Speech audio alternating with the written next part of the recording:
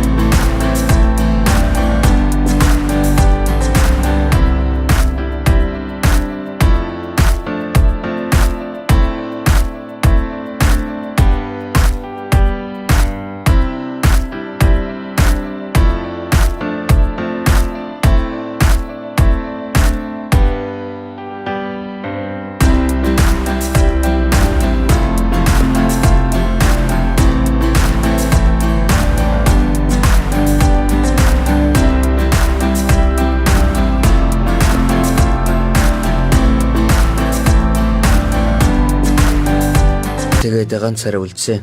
Аавд боломж гармагцаа гэртээ ирсэн. Аавыг гэртээ ирэхэд ээж орцноос гаргаж гудамжин зэрэгцүүлэн тавьсан цогцснуудын дотор хэвтэж байсан гэдэг. Байшингуудыг тогтмол эргэж, нас барагстыг гаргаж тавьдаг байсан юм. Тун эмгэнэлтэй боловч ингэхээс өөр арга байгаагүй. Учир нь нас барсан хүмүүсээ гадагш гаргах чадал хэнд ч байгаагүй. Аав хурж ирээд цээжийн чагнаад үдсэн чинь зүрхэн цохилж байсан.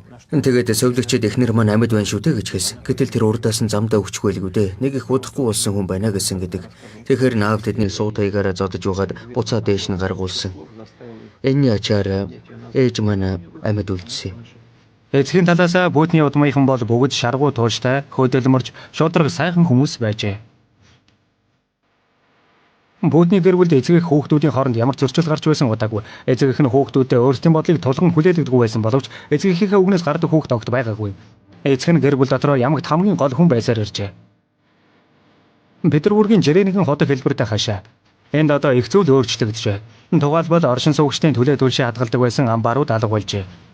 Путиний төржсэн Баскын гудамжны бараг бүх байшингууд нэг давхраар нэмэгдсэн байна.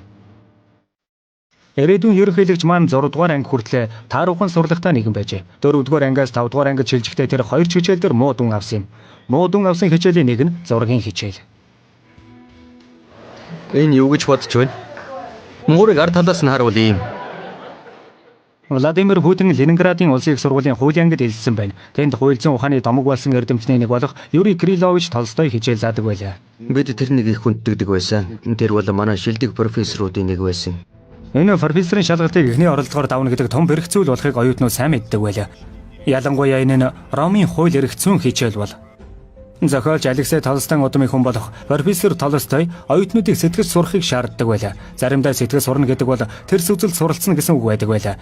Ийм учраас олон хүн тэрнийг тэрс үзэлтэн гэж үздэг байлаа. Профессор Толстой зөвлөлтийн эсрэг үзэлтэн байгаагүй. Тэр зүгээр л юмыг өөрөөр хардаг. Өөр ингэсэн үзэл бодолтой хүн. Хожимын үйл явдлууд нэг ялангуяа 1990-ад оны үйл явдал тэрний шудраг журамтай хүн болохыг харуулсан. Тэр өөрөө коммунист намын гишүүн биш байсан боловч мужийн намын хороог хамгаалдаг байсан. Тэр өөрөө ухаантай хүн болохоор төр засаг зөвлөлт холбоот улс онцгой төрлийн бүтэцтэй болохыг ойлгодог байсан. Улс орны дээд эрх мэдлийг коммунист нам гартаа хатгадаг байсан. Тэгэхээр коммунист намыг энэ бүтцээс генет сугтад чих юм бол улс орон тэр чигээрээ нуран унаж магадгүй байсан. Оросын төр засагт хохирол учруулахгүй гэсэндээ л тэр коммунист намыг хамгаалдаг байсан байх. Энэ утгаараа бол тэрэн шиг хүмүүс мэдээж эх орончууд мөн. Эх орноо хайрлж хамгаалах хэрэгтэй гэдэг санааг зөвхөн Толстой профессор юм уу? Толстой зохиолч тэрийн толгойд суулгасан юм биш ээ. Энэ бүхэн тэрний сургууль сурч байхаа юус эхэлжээ. Би дунд сургуулийн ахлах ангид байхдаа аюулаас хамгаалахад ажилд орно гэж хатуу шийдсэн байсан. Тагнуулч болох нь миний мөрөөдөл байсан. Энэ бол тун сонирхолтой романтик мэрэгжил юм шиг надад санагддаг байсан. Цөөн тооны ганц хоёрхан хүн бүхэл бүтэн тулдааны хувь заяанд нөлөөлж хэдэн 100 мянган хүний амнасыг аварч болно гэдэг санаа надад тун гайхалтай санагддаг байсан. Эх орныхон төлөө зүтгэх энэхүү романтик үзэл бодол бидний үеийн хүүхдүүдийг бүрэн эзэмдсэн байсан. Ямар ч гэсэн намайг бүрэн эзэмдсэн байлаа. 1984 онд хошуу цолтоо улчгаад байхдаа Владимир Путин Ленинградаас Москва руу шилжиж ирсэн юм. Дарга нар нь энэ залууд өсгөрөөд байгааг олж харсан учраас антропологийн нэрмжит Улаантүгийн одон институтад очиж суралцахыг тушаасан байна. Энэ сургууль хожим гадаад тагнуулын албаны академи гэдэг нэртэй болсон юм. Би хэсэг хугацаанд нууц тагнуулын албаны ажилтан бэлтгэх курст явдаг байсан. Тэнд хүмүүсийг нэг бүрчлэн бэлтгэдэг байсан. 2006 оны 10 дугаар сарын 15-ны өдрийн өглөө. Герман улсад айлчилж байгаа Оросын холбооны улсын ерөнхийлөгчийн айлчлалын горимд энэхүү зугаалга огт ороогүй байсан юм. Цөөн таны хамгаалтын ажилтнууд гайхаж хоцорсон энгийн хүмүүс. Танил болсон талхны газартаа ирсэн Владимир Путин нэг аяг кофе, самартай эмгэн хүмүүс захиаллаа. Мөнгө төлөөд худалдагчдаа тоглоом тохиог гэж байлаа. Яг л урд их шиг.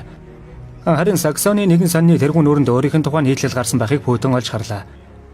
Урд нь ийм болсон бол сүйрлэж үзэх байсан. Гэвч өнгөрсөн 16 жилийн хугацаанд бүх зүйл өөрчлөгдөжээ.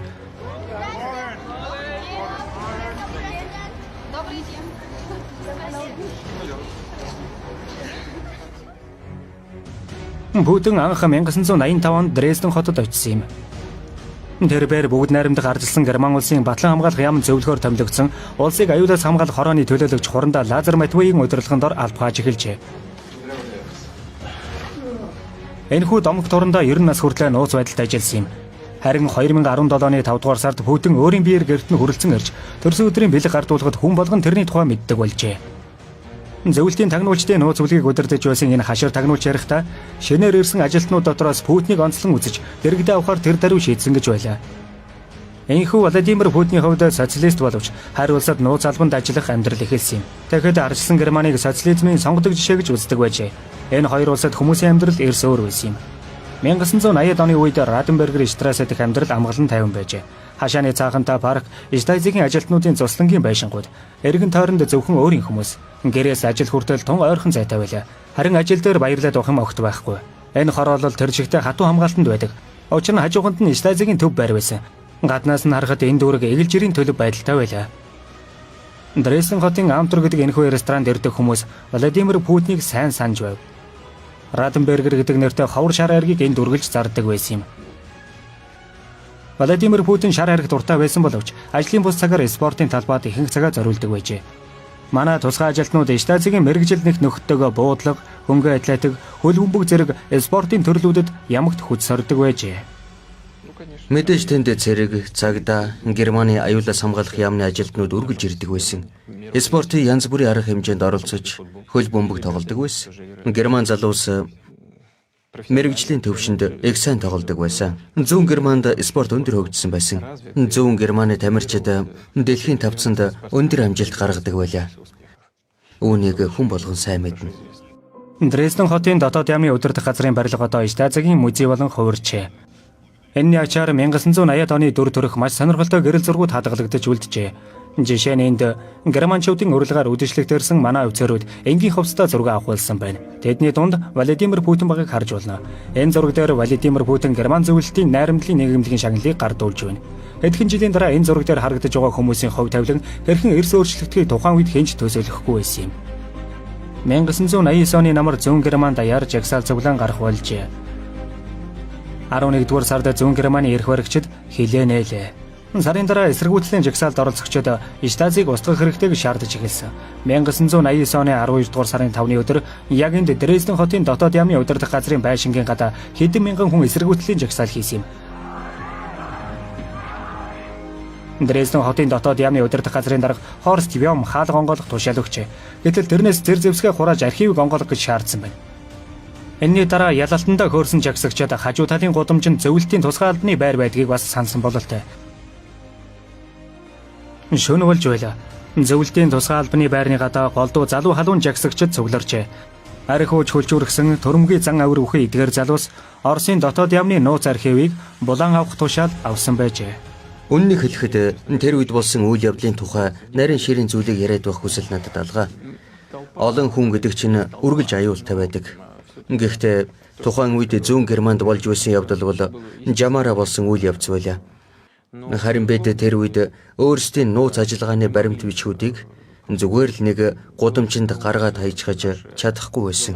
Энэ баримт бичгүүдийн дотор Зүүн Германтай ямар ч хамаагүй өөр ажилтнуудтай харьцаж байсан нууц мэдээлэл бас байсан. Тэгэхэд бид Зүүн Германы нутаг дэвсгэр дээр биш, харин эндээс бусад улсын нутаг дээр ажиллагаа явуулдаг байсан юм. Тухайн үед хэлдэг байсанчлан гол дайсны эсрэг тагнуулын ажлыг явуулдаг байсан гэсэн үг. Тэгэхээр бид энэ мэдээллийг өгч болохгүй байсан. Гэхдээ бид манай албан байрны гадаа хурж ирээд ямар нэгэн шаардаж байсан тэр хүмүүсийг хүндэтгэн үзэж байсан. Зүүн Германд болж байгаа үйл явцад Москвагийн удирдлага тоомсоргүй хандаж байв. Зүүн Германы иргэдийн шаардлагыг огт шүүмжилдэггүй, саад болдгоо байлаа. Гэхдээ манай удирдах газарт юу болохыг мэдэж байсан учраас ямар ч гэсэн зуухаа галалсан байна. Хамгийн түрүүнд манай тагнуулын байгууллагатай хамтран ажиллаж байсан учраас ил тод болох юм бол сүйд болж мэдэх байсан хүмүүстэй холбоотой баримтуудыг шатаасан юм. Владимир Путиний дурсан ярьсанчлан тэрбээр маш олон цааш шатаасан учраас зуух нь хагарсан ажээ. Яг энэ үеэр тэдгээр бичиг баримтуудыг олж авахын тулд баахан жагсагчид энд ирсэн байна. Яриа хэлцээр хийх үүргийг надад өгсөн. Би тэгээд гадагшаа гарч хүмүүстэй уулзаад та нарт юу хэрэгтэй вэ гэж асуусан. Тэд манай байшин шалгаж үзнэ гэж хэлсэн юм. Тэгэхдээ би энэ бол зөвлөлтийн армийн барилга учраас засгийн газар хоорондын гэрээний дагуу ямар ч шалгалт хийх боломжгүй гэж хэлсэн. Тэд надаас та яагаад германаар яриад байгаа юм бэ гэж асуусан. Тэгэхдээ би урдчлан тохирсон ёсороо би бол орчуулагч хүн байна гэж хариулсан. Танаа машинууд яагаад герман дугаартай байгаа юм бэ гэж асуусан. Зохих гэрээний дагуу ийм журамтай юм а гэж би хариулсан. Ингэж ярилцсны дараа тэд эргээд яваад өгсөн юм. Би хамгаалтын цэргүүдтэй хамт байшин дотор орсон. Төгшүүр зарласан. Нэлээд шөнө орой болчиход байсан.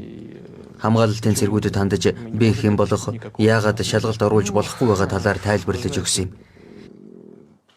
Ийм аргаар би нэгдүгээрт тэр хүмүүст итгэл хүлээлгэж байгаагаа харуулсан. Хоёрдугаарт манай талаас ямар нэгэн зөрчил гаргахыг хүсэхгүй байгаагаа илэрхийлсэн. Хамгийн гол нь ямар нэг мөргөлдөөн зөрчил гаргахгүй, хүний амь хохирохгүй байгаа нь чухал байсан. Штазигийн төв байрыг амархан эзлэн авсан жагсагчид КГБ-гийн байранд хурж ирээд яахаа мэдэхгүй болсон гайхалтай хэрэг юм. Энэ залуустай муудалцахгүй байх нь дээр гэдгийг тэд даруй ухаарсан ажээ.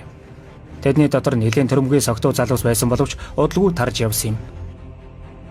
Энэхүү жагсаалыг зохион байгуулсан хүмүүсийн нэг болох Герберт Вагнер удалгүй тус хотын Обер бургомистр болжээ. Одоо тэр өөрийнхөө байгуулсан Штазигийн музейд Путиний гэрэл зургийг хадгалж байна. Гэхдээ 1989 оны эцээр Зүүн Герман тэр чигтээ буцалсаар байсан юм. Төрийн байгууллагууд мууч хотын захиргаа устж үгүй болж байлаа. Зүүн Герман улс үгүй болоход жил хүрэхгүй хугацаа үлдээд байлаа. Зөвлөлт холбоот улс ч гэсэн сөнөг шахаад байлаа. Дунгуудалгүй Карабах, Тажикстан, Гүрж, Днестр бүрийн сав газруудад самуун тэмцэл гарсан юм. Гудамж талбай цангилдах хүрээлэн зах зээлийн газруудад гуйлагчин тэнүүлчин хүмүүс бий болжээ. Өмч өвчлөх үйл явц эд дундаа явагдаж байла. Хэнийг чамаагүй буудан алж байсан юм. Төрийн түвшмэд, улс төрчид, бизнес эрхлэгчид ам өргөдөж байв. Дээрэмчдийн дотроос хичнээн налагдсны хинч тоолоогүй юм. Яг энэ үеэр Путин Ленинград хотын зөвлөлийн дарга хожим хотын даргын орлогч болсон Анатолий Собчакийн зөвлөх болсон юм. Энэ тухай олон үлгэр яригдсан. Дээрэмчдийн Петербург энтер гэдэл. Гэхдээ л нөхцөл байдал дайн байлдаанд ойрхон байсан гэж хэлэхэд болно. Бэ цусан дээр ундахдаа хажуудаа шувууны бууга тавьдаг байлаа. Нэр шүү. Цаг үе маань тийм байсан юм. Ийм учраас эзэн хичээвэл заяа хичээнэ гэдэг шүү дээ. Санкт Петербург хотын захиргаа тамгын газарт Владимир Путин яг 6 жил ажилласан юм. Анатолий Собчак Владимир Путинд маш ихээр итгэдэг байсан учраас тэр сүүлийн 3 жилд нь гадагшаа явах тоолондоо Санкт Петербург хотын даргын үүрэгт ажлыг тэрэнд даатгадаг байжээ. Гэхдээ 1996 онд амбан захирагчийн сонгуул болоход Анатолий Собчак ялагдсан юм. Тэр бол үнэхээр онцгой хүн байсан. Хурцтайчин, өөрийгөө хайрладаггүй. Эрүүл мэнд, албан тушаал дэвших боломж зэрэг огт хайхардаггүй байсан. Албан тушаал дэвших боломжоо огоордог байсан гэж би яагаад хэлж байгаа юм бэ гэвэл тэрээр олон нийтийн сонгуульт ажил эрхэлдэг хүний амнаас гарахааргүй зоригтой мэдээлэл хийхээс огт айдаггүй байсан. Одоо бодож байхад зарим нэг зүйлийн талаар дууган өнгөрөх юм уу өөрөөр тайлбарлаж болох л байсан. Гэвч тэр шууд л хэлчихдэг. Огтөөр хүн байсан. Ийм болоод л тэр сонгуульд ялагдсан байж магадгүй. Гэхдээ зөвхөн энэс ч болсон хэрэг биш. Энэс гадна тэрний эсрэг маш эрчимтэй заваан сонгуулийн кампанит ажлыг зохион байгуулсан. Гүтгэлгийн кампанит ажил гэж хэлж болно. Ямар ч үндэслэлгүйгээр тэрнийг эрүүгийн хэрэг татсан. Би энэнд бүрэн итгэлтэй байдаг. Путин Москва руу дуудагдаж ерөнхийлөгчийн тамгын газарт ажиллах болоход Собчакийг хэрхэн аврах талаар яриа болжээ. Сонгуульд ялагдаж, сэтгэлээр унж, өвчин тулсан тэрнийг улс төрийн дайснууд нь мөрдөн хавцсаар байсан юм. Тэгэхэд Владимир Путин тэрнийг хамгаалахаар очсон билээ. Тийм ээ. Би тэрэнд улс орноос гарч явахад нь тусалсан. Тэр гадаад оронд очиод эмчлүүлэх ёстой байсан. Энэ гүтгэлгийн кампанит ажил тэрнийг хугацаанаас өмнө булшинд оруулж гаж тун магадгүй байсан. Эрсдлийн тухайд гэвэл тийм л дээ. Хэрвээ энэ тухай мэдсэн бол тэрнтэй тэмцэж байсан хүмүүс сүйд болох байсан. Тэгэхэд би тэрэнд тусалж байсан гэдгээ нэг их нууцлаад байгаагүй. Гэхдээ л тэд ямар нэг юм хийж магадгүй байсан. Гэхдээ дахин хэлье. Жингийн тууханы нэг талд хүний эрүүл мэнд амь насыг тавьж, нөгөө талд нь тэрний нэр хүнд албан тушаал ахих эрмэлзэл зэргийг тавих юм бол эрүүл мэнд илүү чухал гэдэг нь тодорхой. Харин энэ бол олон тархсан дүрс. Путиний Москвад очих нүүдэл иймэрхүү байдалтай болсон гэдэг. Үнэн дээр бүх зүйл арай өөр байдалтай болжээ. Өөрөөр хэлбэл энэ нь аргагүй эрхэнд хийсэн үйлдэл байсан хэрэг. Надад хийгээд байх онцгой сонголт байгаагүй. Өөр яах вэ? Ажил хийх газар үнэндээ байгаагүй.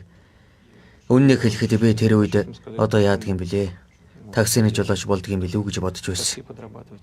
Би тоглоогүй шүү. Үнэхээр тэгж бодож байсан. Өөр ямар ч арга байхгүй. Хоёр жаахан хүүхдэд тэжээх хэрэгтэй байсан. Нэг л эвгүй байсан. Зарчмын хувьд би Петербург, Ленинградаас хаашаач явмааргүй байсан. Би төрөлхийн Ленинградын хүн. Энэ бол миний амьдралын орчин. Хаашаач явах хүсэл надад байгаагүй. Гэхдээ өөр арга байгаагүй. 2017 оны 8 дугаар сарын 16. Сэр улсын төв нутаг, Акарбат хотын орчим. Манай тусгай албаны цэргүүд Сэрийн засгийн газрын цэргийн харуулын пост байрласан өндөрлөг дээр 2 хуйгалсан машинаар ирлээ. Сэрийн цэргүүд Оросын тусгай албаны цэргүүдтэй дөнгөн данган мэндэ мэдэж амжаад байтал уг пост руу гинтийн дарилт хийсэн лалын дайчид тэрнийг алжглаа. Манай отроо тэр даруй тулаанд орлоо. Хэдэн 10 алан хядагчид нэгэн зэрэг дайралт хийлээ. Манайхан бүгд шархтлаа. Туршлагатай пулематын залууч гэсэн адилхан отрёдоо шархтаагүй үлдсэн хамгийн залуу зэрэг пулематыг аваад тулдааныг үргэлжлүүлсэн юм.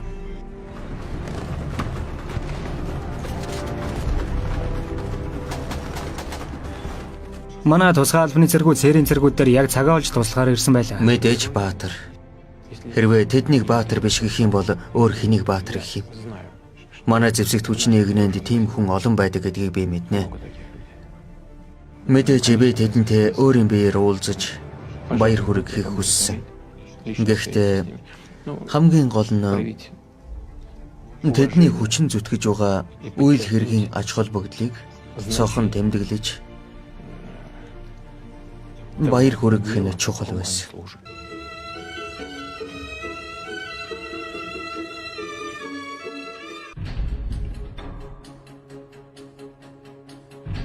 Та бүхэн дархан ялалтай байгуулад төрсөн нутаг, хайртай хүмүүс, эцэг их, эхнэр хүүхэд, найз нөхөд дээр очих болно. Анд нөхдөө, эх орон чинь та нарыг хүлээж байгаа. Аян замдаа сайн яваарай. Алба нэр төртэй хаасан явдалд талархал дэвшүүлье.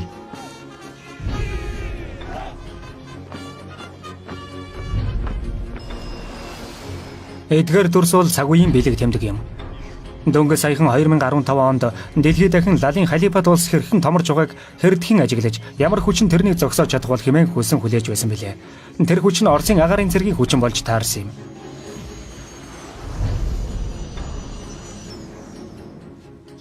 Одоо дэлхийд даяар Оросын зэр зэвсгийг сонирхох болсон явдалд гайхахын хэрэггүй. Энэхүү зэр зэвсгийн хүчээр улс орны 70% хяналтанд оруулаад байсан лалын алан хядагчдыг устган дарсан билээ. Эд бол жирийн нэгэн дээрэмчэд биш байсан. Маш олон тооны сургуулийн баазууд, хэдэн тэрбум долларын хөрөнгө бүхий гадаадын тусламжийн байгууллагууд, орчин үеийн зэр зэвсгээр хангах төвлөрсөн систем, мэрэгжлийн суртал нэвтрүүлэг зэрэг нь лалын алан хядагчдыг хүчрэг айран болгон хувиргасан билээ. Сир болон Иракт жирийн нэгэн үйл явдал болон хувирсан аллах одоо дэлхийд дахин занал хийлж байлаа. Тэд нэг удаа Хойд Кавказад очсон. Тэгээд хүссэн бүхнээ хийж байсан. Учир нь тэгэхэд Орос улсад байлдах чадвартай айран байтугай цэрэг айрам ямар хэрэгтэй болох талаар ойлголтож байхгүйсэн билээ. Орос улс тэгэхэд зарим талаараа тусгаар тогтнолоо алдаж гүйцэд байсан. Зэвсэгт хүчний нөхцөл байдал дотоодын зөрчил тэмцэл хүнд байсан. Гадаад улс орнуудаас дотоодын зөрчил тэмцлийг улам хөөгшүүлж байсан. Ямар нэгэн дээрмийн бүлгийн удирдлага гадаад орноос хурж ирсэн тухай дотоод яамны мэдээлэл над дээр ирдэг байсан. Би тэр бичгийг одоо болтол мартаж чаддаггүй. Орос улс тэгэхэд маш сул дорой болж гад байсан. Яг одоо л цохилт хийхгүй бол дараа нь хязээж хийж чадахгүй гэдэг нь тодорхой болсон. Тэгээд байдгаараа хичээсэн. Тэд эртнээс хичээнгүйлэн оролдож байжээ. 1990-ад оны эхэнд засаг төрийн байгуулалт ямар байсан тухай нэгэн баримтыг өгүүлье. Одоо энэ баримт хэний санаанд багтамгүй зүйл юм. Цэрэг айрам яг л улс орон шиг задарлын байдалд ороод байлаа. 1990 оны байдлаар цэрэг айрамд 1,300,000 хүн албагааж байжээ. Гэтэл Хойд Кавказыг хамгаалах болоход цэргийн хүчнийг улс орон даяар цуглуулах ёстой болсон юм. Рязань мужаас алс дорнод хүртэл суман салаагаар нь цуглуулсан ажээ. Нөхцөл байдал хүнд байсан. Улс орон жинхэнэ хүнд асуудалтай нүүр тулгарсан. Энэ бол Хойд Кавказын цус хасгаруулсан шарах байлаа. Тэгэхдээ цэрэг айрамгүй бол амбай явахгүй байна гэдэг нь тодорхой болсон. Гэхдээ нэг сонирхолтой зүйл бол цэрэг айрам байхгүй болоод байсны зэрэгцээ улс орон бас үгүй болоод байхад баатар ирчүүд хэвээр байсан юм. Чечений 2 дугаар дан гэдэг нэрээр түүхэнд үлдсэн дайныг эргэн саная.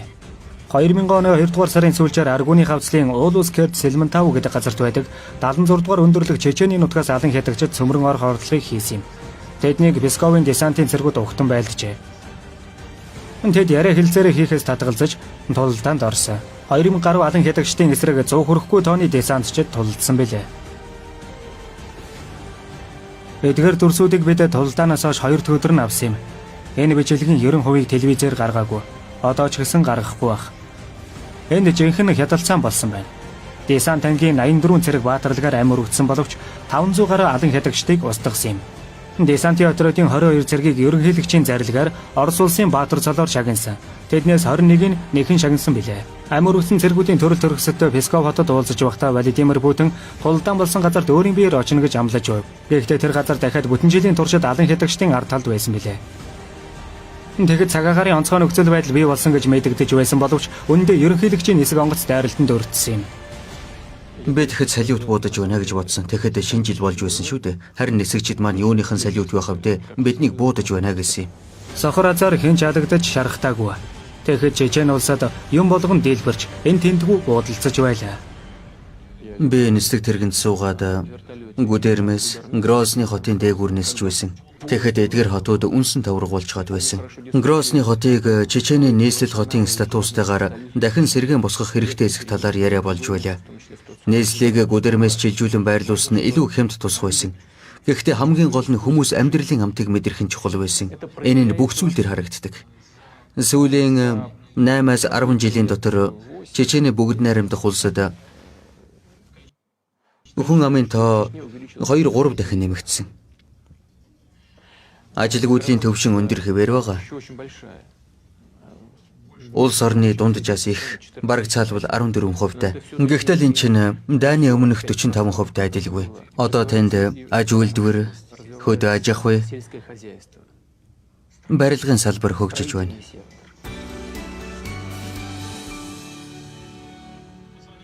Бид бүхэн ганц ч секунд тайвшрах эрхгүй. Ганц ч секунд. Хэрвээ бид тэгэх юм бол манай амь өргөцсөн хүмүүс дэми амь өргөцсөн болж таарна. Ийм учраас би энэ хундгыг тавих саналтай байна. Гэхдээ бид хожим тэдний төлөө заавал уух болно. Заавал. Гэхдээ дараа уна. Та бүхний мэдж байгаа зарчмын ач холбогдол бүхий эдгээр зорилтууд хэрэгжиж дууссаны дараа бид уух болно. Дэлхийд эхний зэр зэвсгийн үйлдвэрлэл төдийгүй улс төр чухал нөлөө үзүүлсэн үгсээ 3 дугаар сарын 18-ны өдөр тэрээр хэлсэн юм. Тэрээр холбооны зөвлөлийн хуралдаан дээр хэлсэн үгэндээ урд өмнө уран зөгнөлт зохиолдол гардаг шин зэр зэвсгийг Оросын зэвсгийн үйлдвэрлэлд аль хэдийн бүтээн бий болгосон тухай аль биесээр зарласан билээ. Шинээр бий болгосон зэр зэвсэг маш өвөрмөс бөгөөд дайсны ямар ч хамгаалтыг сэт татан гарч чадна гэсэн утгатай үгийг Владимир Путин энэ өдөр 7 удаа давтан хэлсэн билээ. Энэ бүхэн Оросын эрдэмтдийн шинэ бүтээл санаа ажиллахын үр дүнд боломжтой болсон юм. Флотод атомын хөдөлгүүртэй мөс зүсгэж хөлөг онгоц байхгүй. Зөвлөлт холбоот улсад тийм хөлөг байсан. Орос улсад бий. Одоо шинэ үеийн мөс зүсгэж улсын флотыг хөгжүүлэх төлөвлөгөө боловсруулсан. Ерөнхийлөгч мэдээж хойд мөсөн далайн тухай ярьж байна. Зөвлөлт холбоот улс задарсны дараа биднийг энд анзаарахгүй, огт тоомсорлохгүй болчиход байсан юм. Бид хойд мөсөн далайд зүгээр нэг эргэн ирээгүй, баттай бэхжиж яваад байна. Энэ бол манай дэлхийн хамгийн хойд зүгийн цэргийн бааз юм. 14,000 хавтгай дөрвөлжин метр талбай үхэн энэхүү бааз нь гадаад орнуудын баллистик пүүжингийн эслэгийг хянах чадвартай. Франц Ясопын газарт байрлах цэргийн баазад зориулан Шинэ Сибирийн арлууд дээр цэргийн онгоцны талбайг байгуулж байна. Бид аль ч улсад занал хийхгүй. Гэхдээ бид өөрсдийн давуу талыг ашиглан, тухайлбал өргөн удам газар нутаг ашиглан, Оросын холбооны улсын ард иргэдийн аюулгүй байдлыг хамгаалах болно. Энэ утгаараа бол хойд мөсөн далайн бүс нутаг Орос улсын хувьд амин чухал юм. Орос улсын хүчин чадал Сибирь нутгаар өргөжих болно гэж Ломоносовын хэлсэн үгийг бид сайн сандаг. Үүнтэй яг адилаар Орос улсын хүчин чадал хойд мөсөн талаагаар өргөжих болно гэж бид ус хэлж болох юм. Тэнд янз бүрийн ашигт малтмлын асар олон ордууд байгаа. Тэнд юм бүхэн бий. Асар их хэмжээтэйгээр. Хойд мөсөн далайн бүс нутагт дэлхийн газрын тосны нийт нөөцийн 13%, байгалийн ордуудын 30% байдаг. Якутийн алмаз чулууны орд бол хойд мөсөн далайд байгаа нөөцийн ердөө ганцхан хувь юм. Энд бас алт, мөнгө, никель, зэс, газрын ховор элементүүд байдаг. Хойд мөсөн далайн экологи бол маш эмзэг. Иймд тентхийн байгаль орчинтой маш болгоомжтой харьцах ёстой. Экологийн аюулгүй байдлыг хангаж чадах дэд бүтцийг бий болгох ёстой. Экологическую безопасность. Шинэ Орос улсад тухайн үедээ экологийн тухай бодсон хүн огт байхгүй. Ялангуяа 1999 онд тэгс өхөө байгаагүй. Зэвсэгт хүчний задрал сүрлийн хамгийн доод цэг 2000 оны 8 дугаар сард болсон юм. Курс гэдэг атомын хөдөлгүүртэй шумбдаг завж живсэн тухай мэдээлэл хэдхэн минутын дотор дайын дэлхийд тарсан билээ. Энэхүү сүрлийн тухай Владимир Путинд нэн даруй мэдээлсэн юм. Гэхдээ тэрэнд энэ тухай илтгэсэн генералууд хүртэл юу болоод байгааг сайн ойлгоогүй гэжээ. Би тэгэхэд ерөнхийлөгч албан үүргийг гүйцэтгэж эхлээд тун удаагүй. Ердөө ганцхан жил өнгөрөөд байсан. Тэнд ямар нэгэн чухал сургуулилт болж байгааг би мэдэж байсан. Батлан хамгаалахын сайд над руу утастаад бид нэг шумбадаг зав алдчихлаа. Гэхдээ байгаа газрын олж тогтоосон аврах ажлыг эхлүүлээд байна гэж мэдгдсэн. Чухам юу болоод байгааг нь мэдэгдэхгүй. Ямар нэг эмгэнэлт явдал болоод байх шиг байсан. Дараа нь энэ үйл явдал бүрэн хэмжээгээр ил тодболж ирсэн л дээ. Үннийг нугаад юугаа ихэв. Тэгэхэд манай зэвсэгт хүчин ямар байдалд байсныг хүн болгон мэдэх байх. Тэгэхээр үндсэндээ бол энэнд гайхаад байх явдал байхгүй. Гэхдээ энэ үнэхээр том эмгэнэлт явдал. Олон хүн амирэгдсэн. Одоогийн байдлаар тэгэхэд чухам яасан нь үндсэндээ тодорхой болсон. Торпед эсэх дэлбэрэлт болсон. Тэгээд гал төмөр гал хэрэгслийн дэлбэрэлт их биеийн хоёр хуваагдсан. Мэдээж энэ явдлыг мартаж болохгүй. 2000 оны 8 дугаар сарын 24 Курск шумбдаг завны дадаачдын төрөл төрөсөд болох 2000 гаруй хүн Видяев тосгонд байдаг гарнизоны улаан болон цуглараад байлаа. Уйга шууд автаж, ядарч туйлдсан, цөхрөнгөө барсан хүмүүс төр засаг гэдэг үгийг сонсож чадахгүй болоод байсан юм. Тэд юм бүхэнд төр засгийг буруутгаж байлаа. Яг энэ мөчөд олон хүн цугласан танхимд Путин орж ирсэн билээ. Хэн нэгэн шүгэлдэж, дэвхцэж эхэлсэн. Хүүхнүүд уйлж гарсан. Хүнд бэрхээр 2 цаг 40 минут үргэлжилсэн. Эцэст нь хэний ч санаанд оромгүй үйл явдал болж хүмүүс тэрэнд итгэсэн. Маш хүнд яриа болсон. Гэхдээ энэ бол шудраг яриа байсан гэдгийг хэлэх хэрэгтэй. Маш шудраг, ил тод. Хүмүүс үүнийг ойлгож мэдэрсэн. Би энийхэн төлөө тэр хүмүүст их талархаж явдаг. Уйга шууд автсан, стресст орсон байсан ч тэд надад итгэсэн. Уулзалт ярианы үеэр ухаан алдаж унах явдаж гарч байсан. Гэхдээ л хүмүүс миний чин сэтгэлээсээ ярьж өөрсдийнх нь уйга шүүг хуваалцаж байгааг ойлгосон. Би өөрийнхөө чадах бүхнийг хийнэ гэдгээ хэлсэн. Нэгд боломжтой бол тэр хүмүүсийг аврахын төлөө бүгдийг хийнэ. Хэрвээ аврах боломжгүй бол тэр шумбадаг завыг далайн ёроолоос өргөж аваад шумбадаг завин дээр үлдэж хоцорсон манай далайчдад сүүлчийн хүнд итгэлийг үзүүлэх болно. Адмирал Кураедовын дур татгалд бичснээр бол Путин хүмүүсийн хараал итгэхээс айхгүй тэнд очоод ард түмний ерөнхийлөгч болоод гарч ирсэн ажээ. Бодлоггүй засгийн газрын тусгай авралдаан болж курс хөлгийг далайн ёроолоос босгох төслийг хэлэлцсэн байна. Яг энэ үед ерөнхийлөгчийн өгсөн амлалтыг биелүүлэхэд тун хэцүү гэдг нь тодорхойлжээ. Шумбагч далайчид зохион бүтээлчтэй аль аль нь курс шумбадаг завыг өргөж гаргахын хэрэггүй хэмээн олон тайлбар хэлж байлаа. Өргөж гарах үйл ажиллагаа амжилттай болох магадлал 2-3% байсан ажээ. Тэгэхэд ерөнхийлөгч энийг оролдоод үзэх хэрэгтэй гэсэн ажээ. Би хамгийн түрүүнд энэхүү төрлийн шумбадаг завны ерөнхий зохион бүтээгч Игорь Дмитриевич Спасскийн бодлыг сонсохоор шийдсэн. Би тэр хүнийг ихэд хүнддэг байсан. Одоо ч гэсэн хүнддэг. Би бүр Петербургт ажиллаж байхдаа тэрнийг таньдаг байсан. Шумбадаг завыг татан гаргаж болох уу гэж намайг асуухад тэр болно гэж хариулсан. Хамгийн сүүлд зөвлөгөө хийхэд би оролцогч хүн болгоноос дестералын асууж эхэлсэн. Тэгэхэд 12-оос 15 хүн оролцсон байх. Би тэдэнд шумбадаг завыг татан гаргах нь хэрэгтэй эсэх талаар тийм үгүй гэдэг хариултын аль нэгийг хэлэх хэрэгтэй гэж хэлсэн. Тэгэхэд хүмүүс голдуу үгүй гэдэг хариултыг өгч байлаа. Хамгийн сүүлд Игорь Дмитриевич Спасский хариулсан. Тэрний хариу хэлэх цаг болсон чинь мань хүн үгүй гэж хэлж байдаг байгаа. Тэгэхээр би та нар чи юу болж байна? Бид татаж гарах уу? Алив ажилдаа орцгоо гэлээ. Би Игорь Дмитриевичтэй хоёулахны хамт үлдснийхэн дараа мэдээж тэрнээс асуусан. Игорь Дмитриевич та чи юу болж байна? Дөнгөж саяхан надад хэлэхдээ ингэх боломжтой гэсэн шүү дээ гэсэн. Тэгсэн чинь мань хүн би одоо ч гэсэн боломжтой гэж хэлж чадна гэлээ.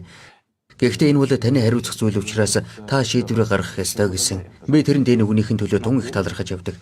Учир нь тэр Оросын нэг зүрхийг сануулсан юм. Хийвэл бүү айвал бүүхий. Би энийг хүмүүст амлацгаад байсан. Урд өмнө дэлхий дээр ийм ажлыг хаанч хийж байгаагүй болохоор гол хүндрэл нь энд байсан юм. Тэргүүрч барахгүй урд өмнө далайн ёроол живсэн шумбадаг завыг өргөж гарах бүхий л оролдлого амжилтгүй төгсдөг байжээ. Атомын пуужин тээвэрлэгч шумбадаг зав гэж ямар авраг идуулахыг төсөөлж байгаа үсттэй. Энэ чинь 9 давхар байшингийн чинээтэй аврах хөлөг. Аврах том эзэл хүн. Өдөр хоног өнгөрөх тусам энэ зорилт улам хүндрэх байсан. Учир нь тэр хөлөг улмал далайн ёроолж шигдээд байх байсан юм. Тэгэхэд Игорь Спасский курсыг шумбадаг завыг татаж гарах үйл ажиллагааг зохиолсоор бэлтгэхийн тулд 3 жил хэрэгтэй гэж ерөнхийлөгчд хэлсэн ажээ. Учир нь маш нарийн тооцоо хийж бүх төрлийн машин механизмыг цоо шинээр бүтээх ёстой болсон юм. Харин ерөнхийлөгч тэрэнд ердөө ганцхан жилийн хугацаа өгсөн байна. Шумбадаг завыг далайн ёроолоос 54 авраг том гидро шагваргын тусламжтайгаар өргөсөн ажээ. Стрэнт гэж нэрлэдэг олон шандас үхээ тусгай гамт роосууд нэгэн зэрэг татагдах ёстой байлаа. Жаахан л хазаалт өгөх юм бол бүх зүйл буруугаар ирэх байжээ. Баренцын тэнгис болж байсан энэхүү аврах ажиллагааг дэлхийн хэвлэл мэдээллийн хэрэгслүүд өдөр болгон дамжуулж байсан юм. Эцсийн эцэст курслаг шумбадаг завыг татан гаргаж ирсний дараа Игорь Спасский гэдэг энэхүү дэлхийд алдартай агтаамж зохион бүтээгч жинхэнэ далайчин өөрийн эрэхгүй нулимс тусаасан гэдэг. Курсыг шумбадаг завинд алба хааж байсан далайчны тогтцыг газар доршуулж тэдний төрөл төрөсөд нөхөн төлбөр авсан юм. Амь өргөцсөн далайчны эхнэрүүдэд эр нөхрийнх нь 10 жилийн цалин өргөжлөн төлсөн бөгөөд хүүхдүүдийн улс орны хамгийн сайн их сургуулиудад илсүүлэн авсан байна. Курсыг шумбадаг завин дээр амь өргөцсөн далайчны хүүхдүүдийн ихэнх нь ирээдүйн мэргэжлээ сонгохдоо далайчин болохоор шийдсэн ажээ. Харин одоо энэ бол огт өөр плот болсон бөгөөд ажлын нөхцөл байдалч бас огт өөр болсон юм. Украинд маш ноцтой дотоод улс төрийн үйл явц болсон. Манай Америк анд нөхөд бидэнд хандсан. Тухайлбал надад. Одоо миний хэлэх зүйл бол нэг ёсондоо цоо шин мэдээлэл юм. Ерөнхийлөгч Янукович зэвсэгт хүчний хөдөлгөж болохгүй. Тэрэнд энэ талаараа шахалт үзүүлэх хэрэгтэй байна гэж Америкчууд надад хэлсэн. Хэрвээ тэгэх юм бол сөрөг хүчин эзлэн авсан засаг захиргааны барилгуудыг чөлөөлж бүх зүйлийг хэвийн байдалд шилжих болно гэж бидэнд амласан юм. Бид хариуд нь за яах вэ? Тэгэл тэгс. Бид амснаа биелүүлсэн. Гэтэл 2-3 хоногийн дараа тэнд төрийн эргэлт болсон. Тэд дараа нь ямар нэг байдлаар уучлалахгүйсэн бол бас яа гэх юм. Нөхцөл байдал хяналтаас гарчлаа. Бид энийг хүсээгүй. Бид одоо ямар нэг юм хийх гэж оролдоод үзье гэсэн бол бас яах вэ? Тэгэхээр 3 хүн баталгаа гаргасан. Гадаад яамны сайд нар гарын үсгээ зурсан. Ядахта нөхцөл байдлыг хууль ёсны төлөв байдал руу шилжүүлэх гэж байгаа юм шиг дүр үзүүлэх хэрэгтэй шүү дээ. Засгийн эрхийг хууль бусаар булааж авсан улсуудтай ямар нэг байдлаар ярилцах гээд үзэх хэрэгтэй. Тэгтэл үгүй гэдэг юм байна. Яг ийм улангассан үнсэрхэг үзэл дэлгэрсэн нөхцөл байдалд Крим дамжирч байгаа хүмүүс юу болоод байгааг ойлгож мэдэрч байгаа шүү дээ. Тэгэхээр Оросын холбооны улсын бүрэлдэхүүнд эргэн орохыг хүсэх нь мэдээж. Тэгэд юу гэж? Бид тэднийг дэмжихгүй байх ёстой гэж юу? Манай хамтрагчид нэг зүйлийг ойлгох ёстой. Яг ийм бүдүүлэг төрөмгийн байр суурнаас ярих гэж оролдвол ямар ч асуудлаар Орос улстай тохиролцох аргагүй. Бүгд хүний эрхийн талаар ярих дуртай. Кремийн иргэдэд виз олгох явдлыг таслан зогсоос. Эн чинь юу болж байгаа юм бэ? Тэднийг сонголт хийх эрхээ эдэлснийхэн төлөө шийтгэж байгаа хэрэггүй. Хүний эрхийн тал дээр энийг юу гэж үзэх болж байна? Зарим улс орнууд бидний хаашаа явах, яаж амьдрахыг үргэлж зааж сургах гэдэг байдаг. Тэдний хувьд энэ бүхэн чинь юу болж байна? Эн чинь одоо юу болж байна? 2 нүур гаргасан хэрэг биш үү? Ёстой солиорол. Гэтэл манай хамтрагчид яг юм зүйлийг хийдэг. Ичих нүур гэж огт байхгүй. Энэ бүхний хариуд Путин гадаадын хамтрагчдын хувьд хамгийн эвгүй, харин Кремийн иргэдийн хувьд хамгийн ашигтай хувилбарыг сонголоо. Крим хөгжиж байна.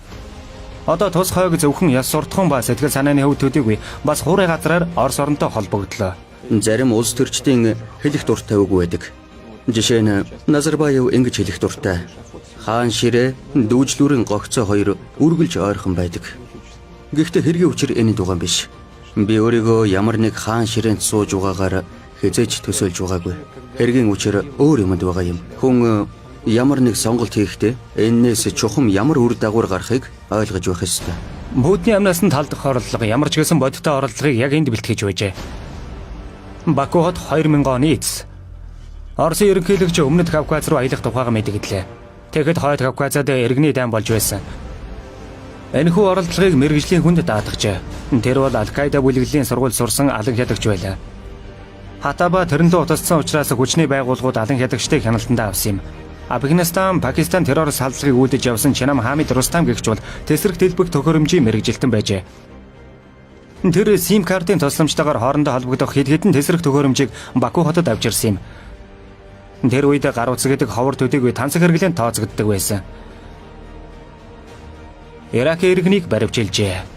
Чеченд Лалин халифатыг байгуулахад саадуулсныхын төлөө дэлхийн бүх алан хядагчдын нэрийн өмнөөс Путинээс өшөө авах гэж оролцсон тэр этгээд санснаа гүйцэтгэхэд тун ойрхон ирээд байсан юм. Тэр Баку хотын баатруудын талбай дээрх энэхүү цогцлборыг мээнжүүлсэн байжээ. Яг энд Владимир Путин Гайдар Алиев нар цэцэг өргөхөөр ирсэн юм. Зөвлөлт холбоот улс задарсны дараа Оросын ерөнхийлөгч анхудаага Азербайжанд айлчилж байгаа нь энэ ажээ. Тэр цагаас хойш алан хядагчид Азербайжаныг төвшөц газар гэж үзэхэ болсон ч терроризмын үндэс суурь маш хүчтэй хэвээр байлаа.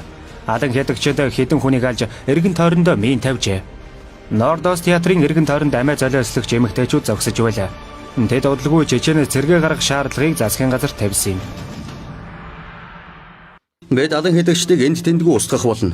Нисэх буудалд бол нисэх буудалд, тентхийн жорлон тааралд бол тэнд ч гэсэн устгах болно. Өөр зүйлгүй. Энэ асуудлыг ингэж шийдлээ. Тэд барьцааны хүмүүсийг автобусанд суулган улаан талбайд очиод тэнд хүмүүсийг буудан алах төлөвлөгөөтэй байсан.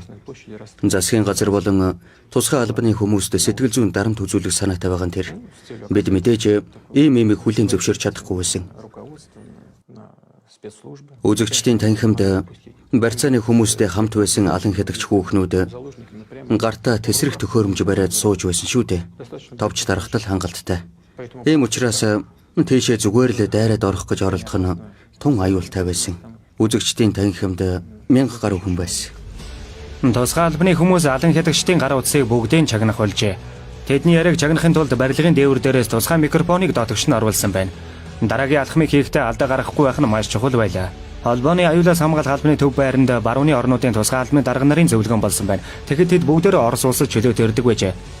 Бид барууны орнуудын тагнуучдаас одоо яах вэ хэмээн асууж байхад тэд ямар ч зөвлөгөө өгч чадахгүй хэрнээ манай оронд болж байгаа үйл явдлын тухай мэдээ дамжуулж байжээ. Яг энэ мөчөд Орос орн терроризмтэй хийх тэмцэл зөвхөн өөртөө найдах хэрэгтэй гэдэг нь тодорхой болсон юм. Москва хотод байдаг яг ийм театр дотор нарийн чанд сургуульд хийхэлжээ. Тусгай албаны цэргүүд дайралт хийх янз бүрийн аргыг боловсруулж байлаа. Яг энд Дубровка руу хэрхэн нууцаар нэвтрэх, дижитал микрофоныг хэрхэн сөөрлүүлэх, барилгын нарийн ханыг хэрхэн эвдэн орох аргыг бодож олсон юм. Хамгийн чухал нь тэнд болж байгаа үйл явдлыг нүдээр харах хэрэгтэй байсан. Дараа нь чухал газруудад маш болгоомжтойгоор аажмаар нөх гаргаж эхэлсэн. Дайралт болохоос хэдхэн цагийн өмнө төлөвлөгөө бэлэн болжээ.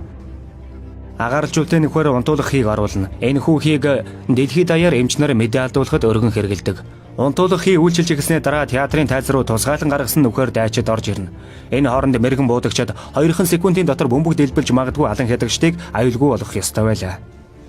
Тэр шөнө над руу аюулаас хамгаалахын захирал утастаад дайралтын цаг боллоо гэж хэлсэн. Унтуулгахыг хэрэгэлсэн боловч үйлчлэхгүй байна гэж тэр илтгэсэн юм. Би яагаад гэж асуусан чинь мэдэхгүй гэж хариулсан. Хааны газарт нь цоорхоо чим билүү? Ёстой бүүмэд. Гэтэл маргааш өглөө нь алан хядагчид барьцааны хүмүүсийг алах гээд байдаг. Тэгэхээр бас хүлээх арга байгаагүй. Би аюулаас хамгаалах албаны захирлаас ингэж асуулаа. Тусгай отряд бэлэн үү? Бэлэн гэж хариулсан.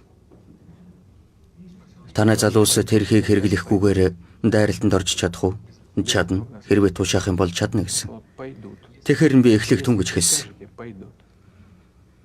Мэдээж энэ үед өөр ямар ч арга байгаагүй. Надаас өөр ийм шийдвэр гаргах хүн байгаагүй. Энэ тухай ярьсныхаа дараа Владимир Путин удаан дуугүй суусан юм. Ярилцлага дууссаны дараа тэр камерын өмнө бараг хэлэхгүй байсан байж магадгүй нэг юмыг хэлсэн. Тэгэхээр ийм явдал болжээ. Унтуулгахыг хэрэглэхгүйгээр дайралт хийх тухай тушаал өгснийхөө дараа Владимир Путин сууж байсан өрөөнөөсөө гарч Кремлийн 1-р корпуст байдаг өөр өрөө рүү явсан байна. Дээр үед энэ өрөөг бяцхан сүм болгон тоноглсон юм. Тэгээд Владимир Путин энэ дээрээд амьдралдаа анх удаага ариун шүтээний өмнө гав ганцаараа өвдөгсөгдөн мөрөгжээ. Хэсэг хугацаа өнгөрсний дараа Николай Патрушев ингэж илтгэсэн байна. Унтуулгахыг үйлчилж эхэлсэн учраас дайралт төлөвлөгөөний дагуу явагдаж байна. Унтуулгахыг үйлчилсэн учраас барилгын дотор байсан алан хядагчид мансуурлын байдалд орсон болохоор манай дайрах отрядын мэрэгэн буудагчдын ажил хамаагүй хөнгөрч эхэлсэн. Тусгай албаны мэрэгэн буудагчид тесрэг бөмбөгтэй алан хядагчдыг хуваарлан авч шуурхаа устгасан байна. Тусгай ангийн цэргүүд хаан цавлан орж ирээд тоос шороо босгохоос өмнө мэрэгэн буудагчид ажиллаа дуусгах ёстой байлаа. Тэдний бууцсан сум болгон байндаа туссан аж үзэгчдийн танхимлуу дайрах отрядын дайжид нэгэн зэрэг орж ирлээ.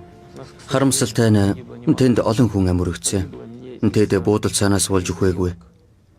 Унтуулах хийнээс ч болж өгөөгүй. Харин үннийг хэлэхэд ийм нөхцөл байдалд манай хүмүүс яаж ажиллахаа мэдэхгүй байснаас болж нас барсан юм.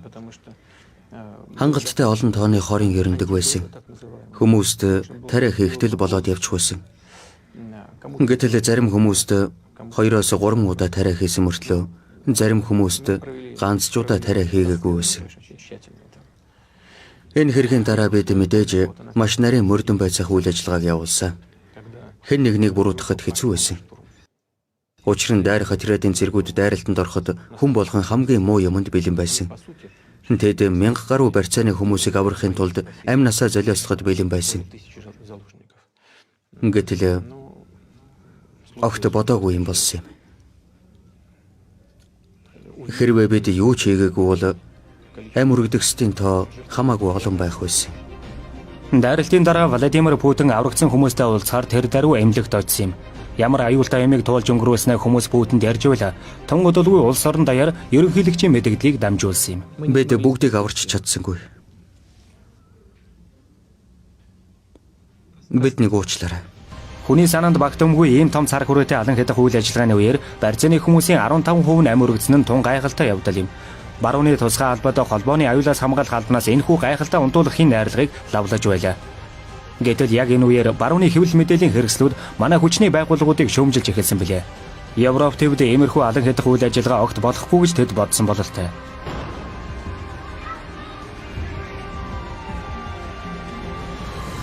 Гэтэл 2015 оны 11-р сард Парис хотод цуврал алан хядах үйл ажиллагаа боллоо.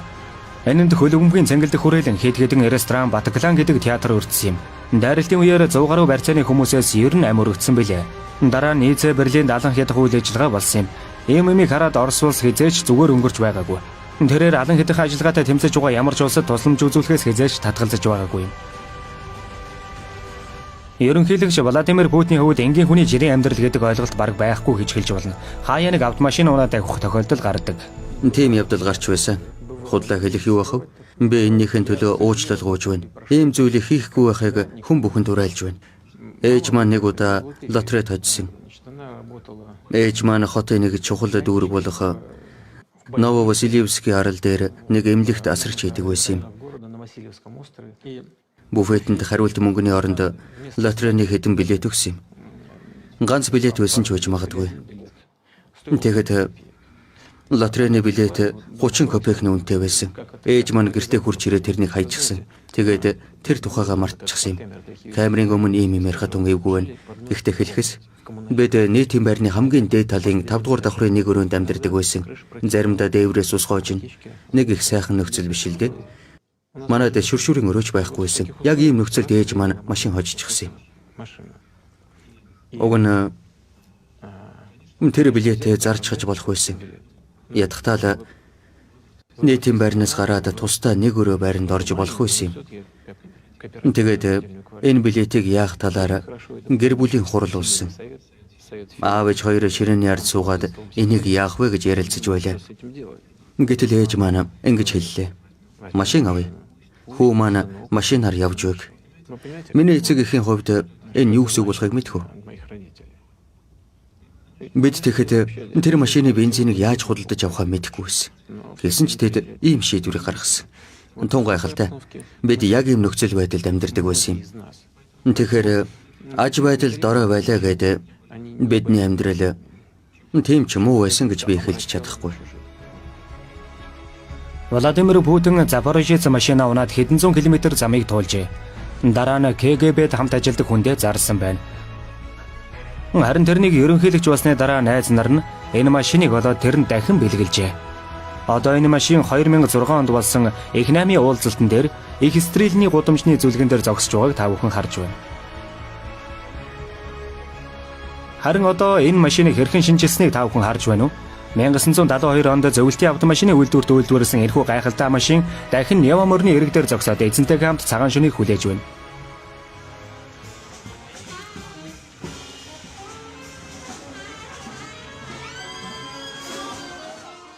Коктебель хотод болсон жаз хөгжмийн их наадамд Владимир Путин гинт хурж ирсэн үзэгчдийн хувьд гинтийн санаандгүй явдал болсон юм. Орой минь хүндэт нөхдөө.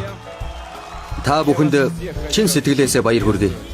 Олон орны хөгжимчид тоглож байсан нь гайхалт төрүүлж байлаа. Учир нь барууны орнуудын хориг арга хэмжээнээс болоод тэд энд ирэх ёсгүй байсан юм. Харин тэдний хувьд хөгжим илүү чухал учраас тэд энд ирсэн байна. Энэ бүхнийг телевизээр харах гэдэг нэг хэрэг, амьдаар нь үзэх гэдэг огт өөр хэрэг юм байна. Амьд хөгжим бол тун гайхалтай. Бас энд тун сайн хөгжимчид тоглож байна. Сайхан хөгжим гэдэг бол хүн болгонд хэрэгтэй. Хөгжим биднийг үргэлж дагалд явж байдаг. Хөгжим гэдэг чинь нүдээр харж, гараар барьж болдгоо урлаг. Хүний сэтгэлийн гүнд хүрч маш хүчтэй сэтгэл төрүүлж байдаг. Гэхдээ сайн хөгжим тэгдэг л дээ. Хөгжим биднийг санаа сэтгэлээр дэмжиж, сайн үйлсэд уриалан дууддаг. Хөгжим бол хүмүүсийг өөр хооронд нь ойртуулах хэрэгсэл. Учир нь хүмүүс ямар ч орчуулагчгүй тэрнийг ойлгодог. Германчууд Путинийг баг зэрэг таньдаг байсан бол Европын түвшинд тэрнийг огт мэддэггүй байсан билээ. Гэхдээ ноён Путин гэж хинбэ гэдэг асуулт хамгийн түрүүнд герман хэл дээр суурайдсан юм. Улс төрийн том бодлого явж байгаа үед тун цөөхөн хүн шийдвэр гаргадаг. Гэсэн ч тэр энд бусдаас тод ялгарч байлаа.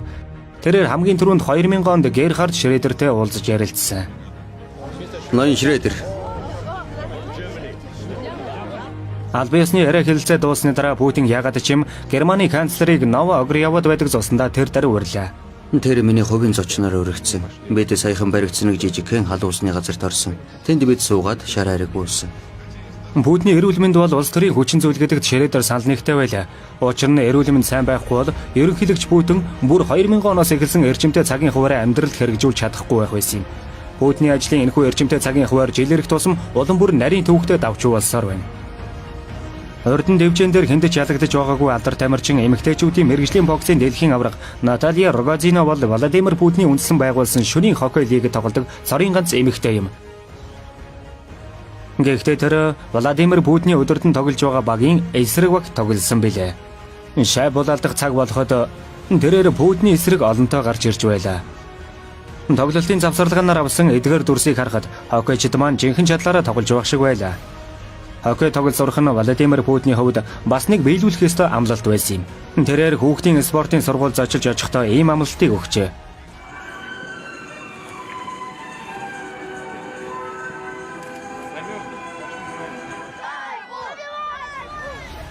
Шөнийн хоккей лигийн уламжлал ёсоор тоглолтын дараа оройн хоол иддэг ажээ. Гэхдээ өнөөдөр жаахан төвөгтэй явдал тохиолдоод байна. Учир нь Игорь Бутман үл мэдэгдэх шалтгаанаар багийнхаа ахлагч руу дайрч мөсөн дээр унагсан ажээ. Одоо Владивосток хотын шинэ дүр төрх шинэ мөнгөн тэмдэгтээр дүрслэгдсэн гэдгийг бид бүгд мэднэ. Гэтэл саяхан бүх зүйл огт өөр байсан. 2007 онд Орос улс Аз номхон далайн орнуудын дээд хэмжээний чуулганыг нутагтаа хийх эрхийг олж авсан билээ. Эх хорийн орнуудын дээд хэмжээний чуулганыг Санкт Петербургт хийсэн болохоор бас энд хийх байх гэж хүмүүс бодож байтал гинтийн шийдвэр гарлаа. 2012 оны чуулганыг яагаад ч юм хоцрогдож гүйцсэн Владивостокт хийхэр болжээ. Тэр үед Владивосток ч нээлттэй хот биш, хаалттай хот байсан. Нэг ёсондоо цэргийн бааз. Гэтэл энэ чинь Орос улсын чухал боомт. Шууд намхан далаар угардаг ер бусын газар. Тэгэхээр алс орнуудыг хөгжүүлэхийн тулд Владивосток хотыг өөрийн хөгжүүлэхийн тулд би дээд хэмжээний чуулганыг яг тэнд хийх шийдвэр гаргасан. Дараа нь сангийн яам надад зөвлөхдөө тэнд нэг их мөнгө зарцуулахын хэрэггүй. Патроклийн бомтон жаахан мөнгө хаяхад болно гэсэн. Тэгээд тэр гүр ямар үнэтэй тусахыг тооцоолж үзсэн. Тэгэхээр нь за яхав. Дараа нь төлөөд өгье гэлээ. Тэгтэл үгүй гэж байна. Гэсэн ч бид анх бодсноор хийсэн. Би гаргасан шийдвэртээ огт харамсдаггүй. Русский арлын гүр алтан гүр хоёр бол одоо алс орнуудын хязгаар нутгийн жинхэнэ бэлэг тэмдэг болжээ. Цусны өвчтөй учраас Москва хотод химийн эмчилгээ хийлгэж байсан Калуга мужийн хүү Дима Рогачев Владимир Путинд захидал бичжээ. Димагийн их Наталья Рогачева тэгэхэд энэ захидалд хариу ирнэ гэж огт бодоогүй юм. Гэтэл гинт Дима хариу захидал авчээ.